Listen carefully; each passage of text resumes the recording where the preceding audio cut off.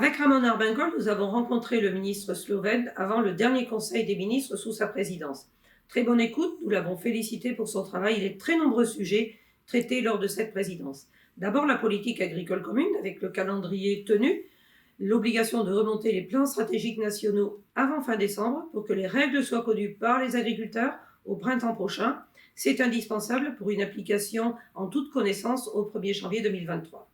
Ensuite, sur les pratiques commerciales déloyales, gros chantier très important, parce que les agriculteurs sont souvent les maillons faibles de la chaîne alimentaire. Le ministre en est pleinement conscient. Qu'il faut faire quelque chose d'important aussi, à saluer le travail fait par la France avec les lois alimentation, en disant que cela pourrait faire référence pour justement éviter des délais de paiement, des non-respects de contrat, bref, tout ce qui fait que les producteurs sont souvent perdants dans cette chaîne alimentaire. Autre sujet révélé par la crise Covid, c'est le plan d'urgence et de résilience, pourrait-on dire, de la chaîne alimentaire. La chaîne alimentaire a tenu, mais a montré des fragilités. La Commission s'est engagée à suivre de plus près et nous souhaitons que Copa-Cogeca soit associé pour porter la voix des agriculteurs et que ce ne soit pas simplement des grands principes, mais que le rôle premier de fourniture d'alimentation soit reconnu. C'est aussi important en écho à Farm to Fork qui irait vers une baisse de la production. Nous avons parlé de la déforestation importée.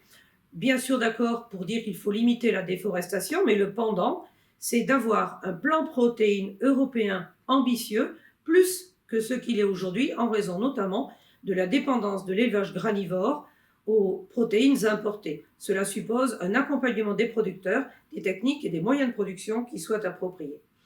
Point sur lequel le ministre est très sensible, c'est la question des grands carnivores. Nous savons, l'ours est slovène, très nombreux en Slovénie. Les loups, les ours portent préjudice à l'élevage dans de nombreuses zones de l'Europe. Nous souhaitons qu'il y ait une évolution sur ce sujet. Le ministre s'est engagé dans une initiative originale, intervenir avec son collègue ministre de l'Environnement sur ce sujet devant les députés slovènes au Parlement européen. J'espère que d'autres seront présents aussi.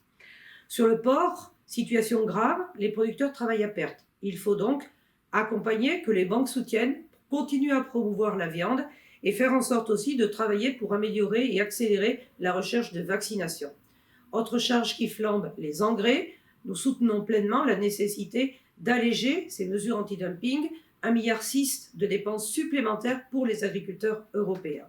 Et enfin, un sujet qui sera au cœur de la prochaine présidence, c'est le carbon farming, sujet très important pour les producteurs agricoles où nous sommes positifs puisque nous captons le carbone, ce sera une source de rémunération. Plein de sujets terminés, plein de sujets en cours et beaucoup de sujets ouverts, une belle présidence.